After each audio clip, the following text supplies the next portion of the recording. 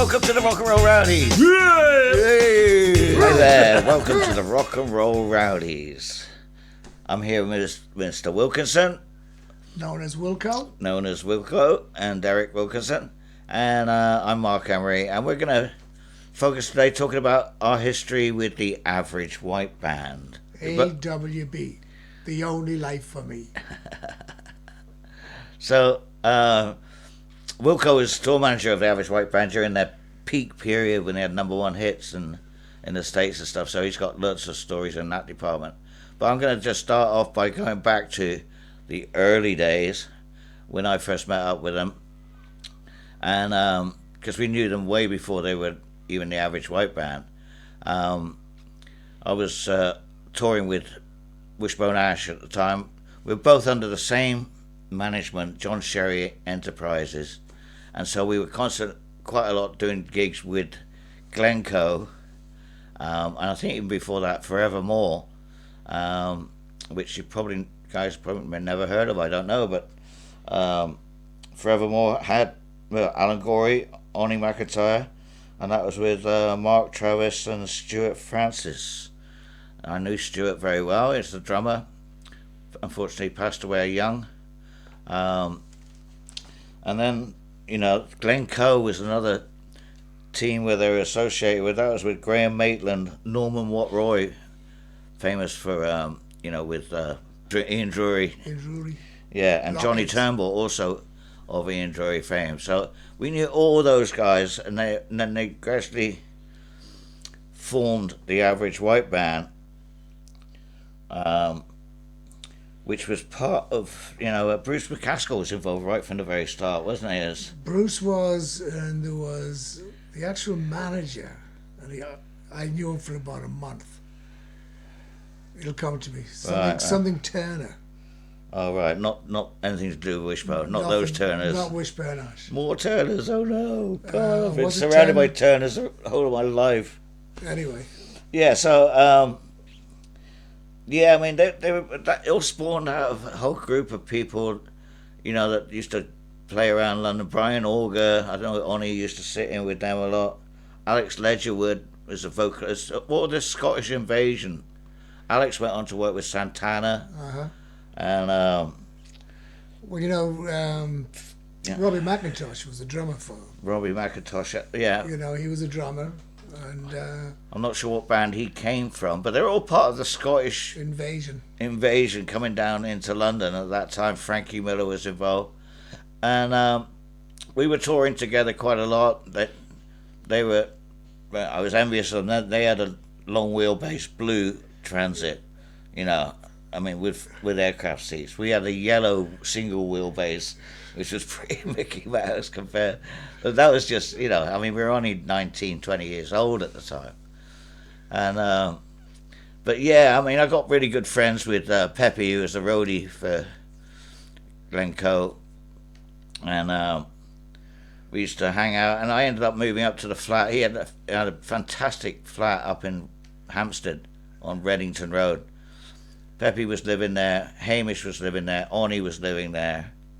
So we all became really good friends, and it just sort of worked out great. Frankie Miller used to come up, and they were all drinking together. A lot of heavy drinking going on in those days. Still is. And still is, probably.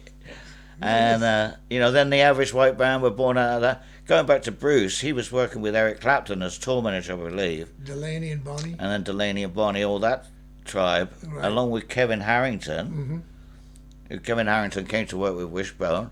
Bruce became Average White Band's manager, and they got signed to Atlantic, and I didn't lose contact with them completely, but they started on their sort of world tours and everything, and I was touring with Wishbone, and it's a few years, it goes full cycle, which I'll get into a little bit later, because Wilko came onto the scene with the Average White Band, and then I kind of picked up again at the tail end of their fame back in the early 80s. Yeah, I was with them from 73 till 80.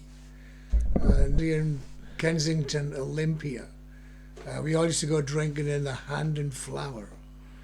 And I was bouncing around with different bands, Ellis, I was doing the Tremolos, and, you know, I was drinking with them, and all of a sudden Mal's like, oh, I'm going to do a gig with the Average White Band, do you want to come down? That's when Mal Craggs jumped Yeah, in, yeah, wasn't so it? Mal was doing the first, and I went to a gig, and I was like, oh, it's the guys. I didn't know it was the guys I've been drinking with for 6 months, you know, but then I took over from Mal. I think he went off to the States with Phil Collins or Genesis or one of them. I think, no, It was Genesis, It I was a think. bit before, maybe. No, it was 72. Yeah. You know, in 73, I start working with them and the Tremolos. I was doing both bands. I was lucky I could keep them both rolling.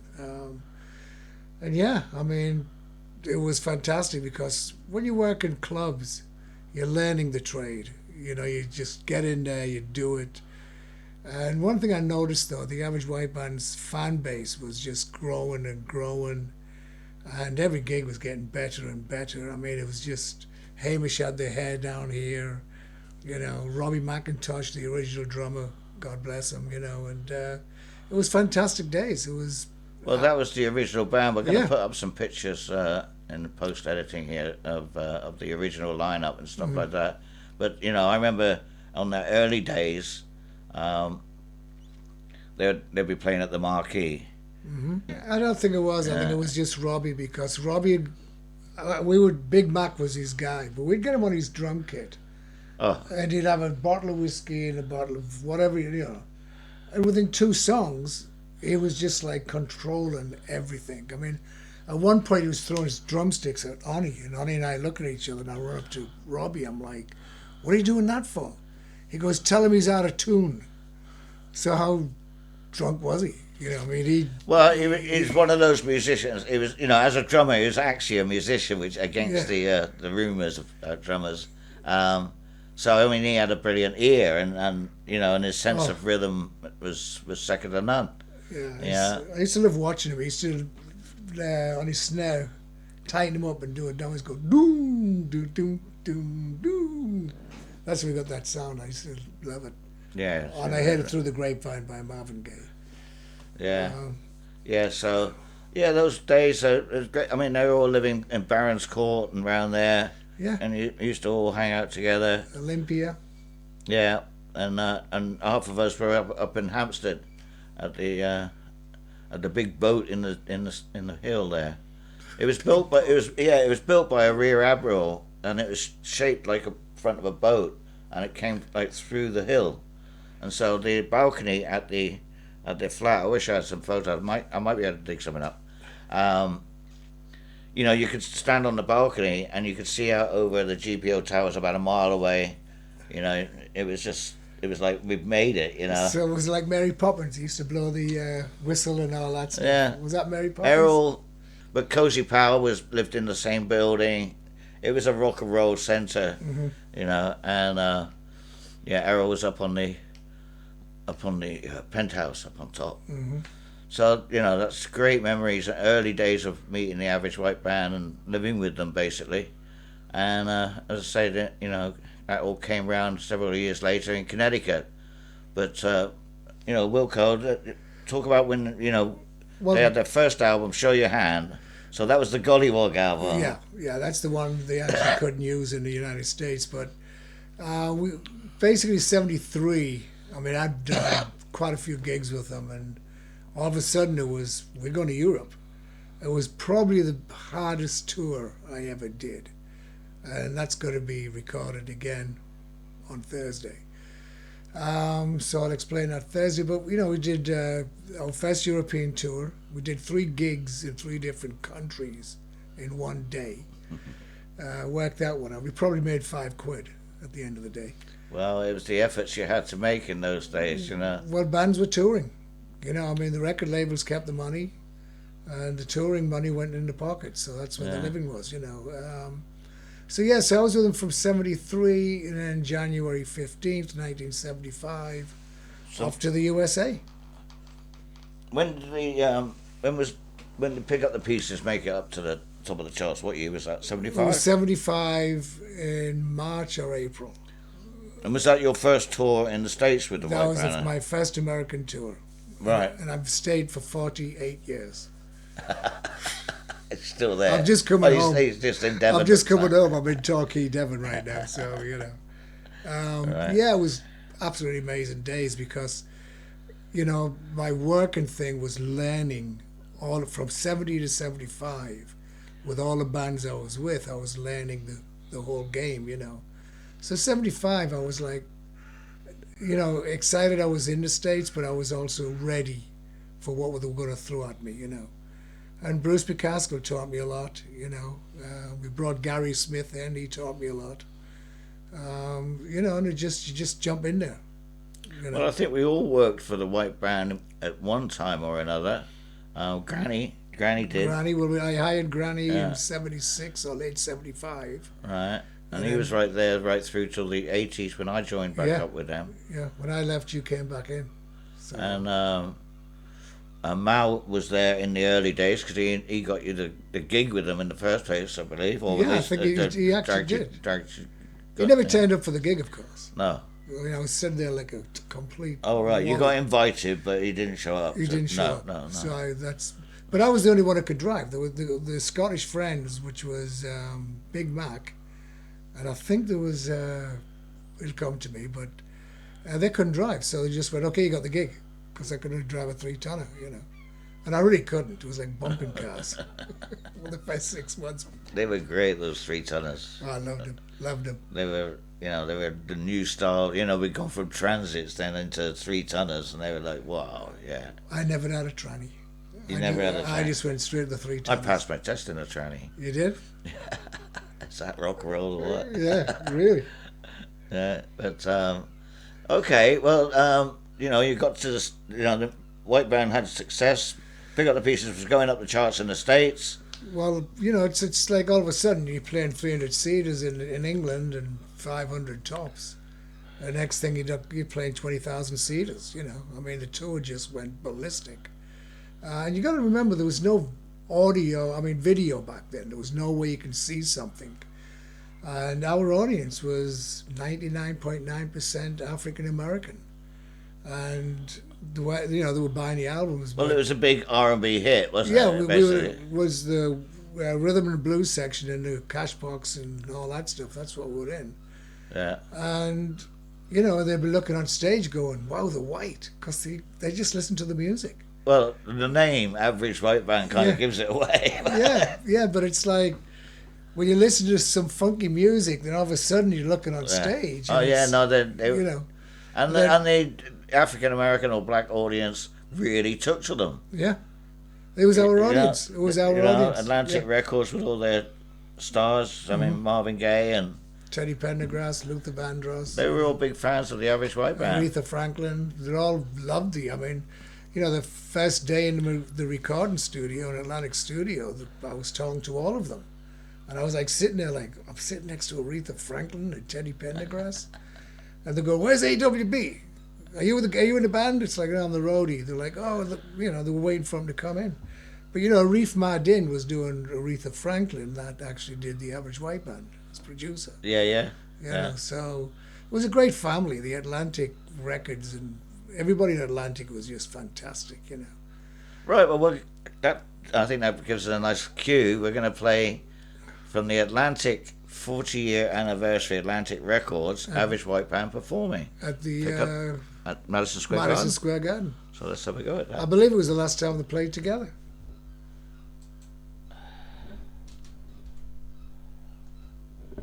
Here we go.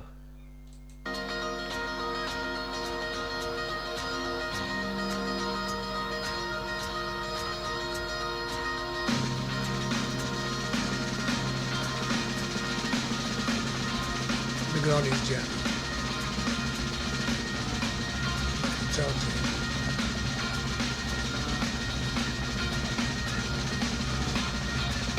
Come on, honey.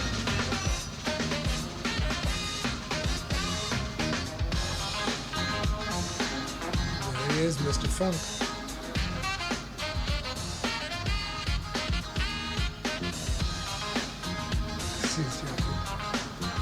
He's got his buttons done up wrong, hasn't he? I mean, that guitar can't be that heavy on him, surely. He stared his teeth with a pencil, remember that. course, we got Steve Ferroni on the drums. Yeah, this Steve time. took over from Robbie.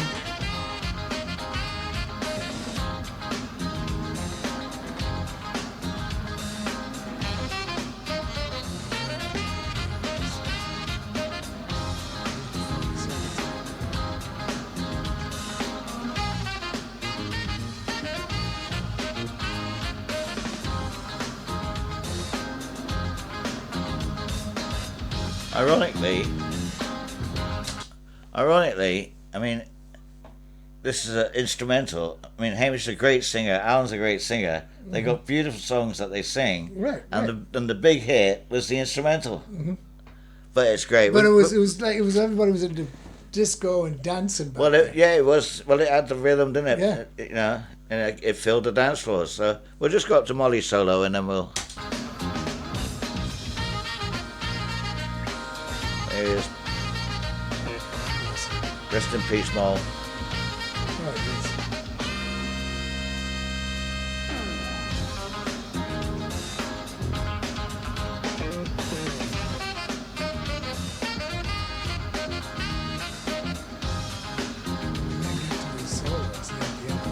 Is it?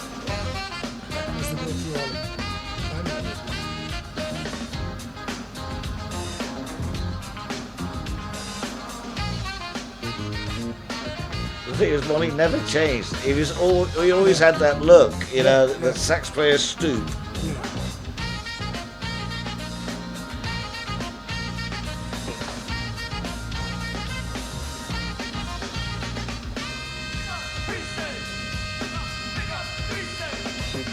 Pick up the pieces.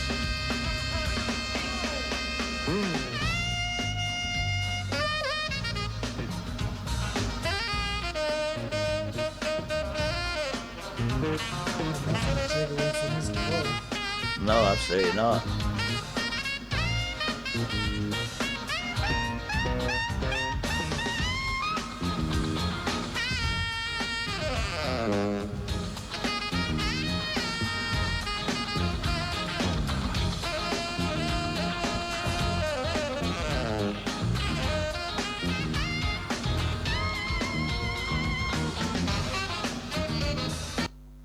AWB there.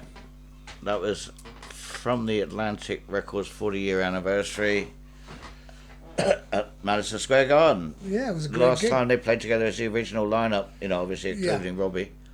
You know. When I wasn't with the band, I was in Connecticut. I got a call from the record label to want to come down and help out, you know. So Yeah.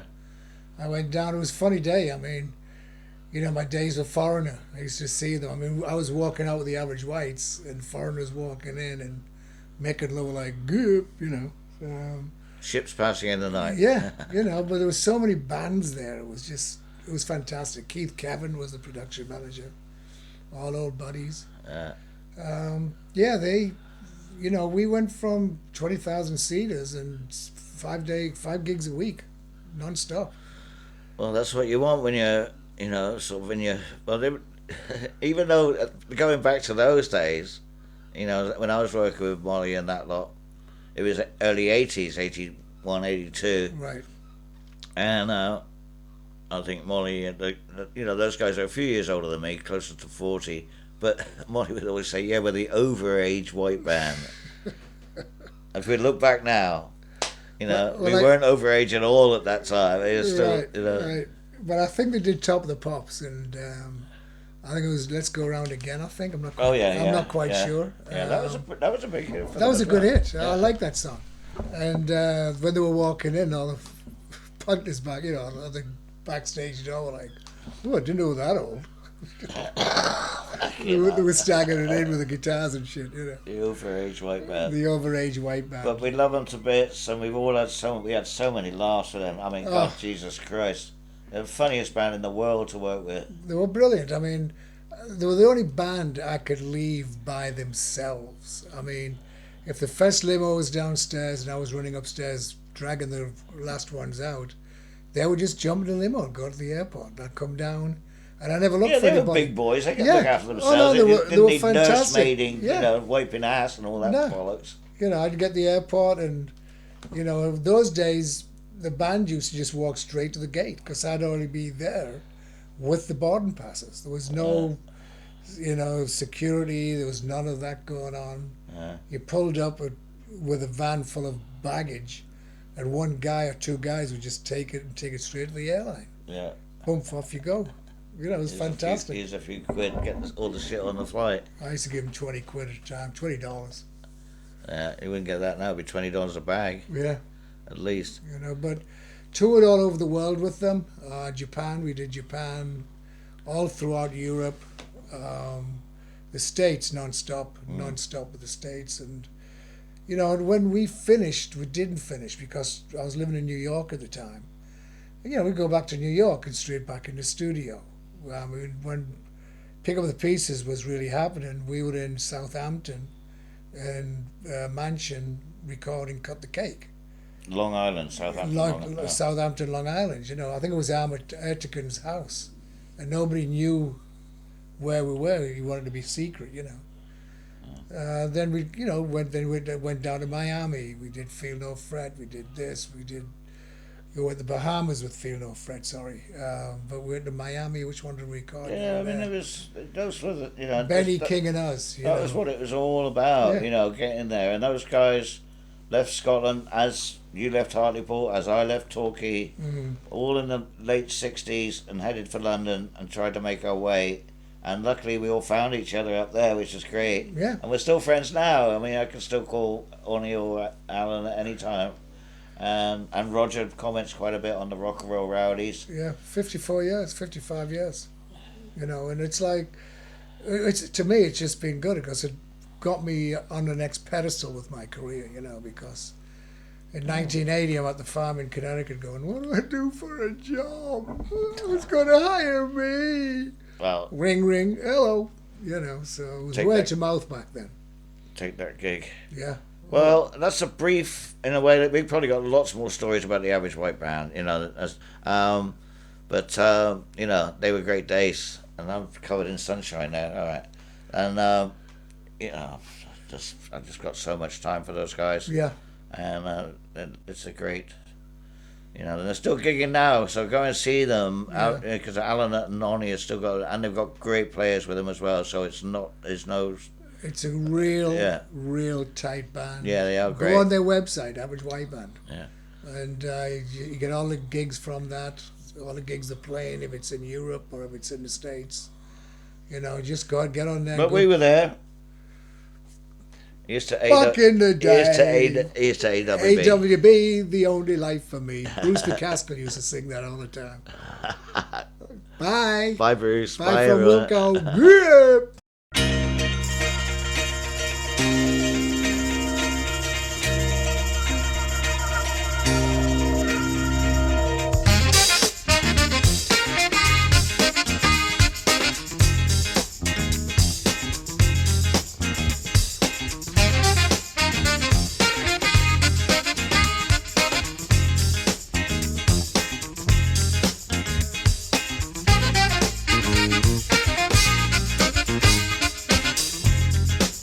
Welcome to the Rock and Roll Rowdies. Yeah!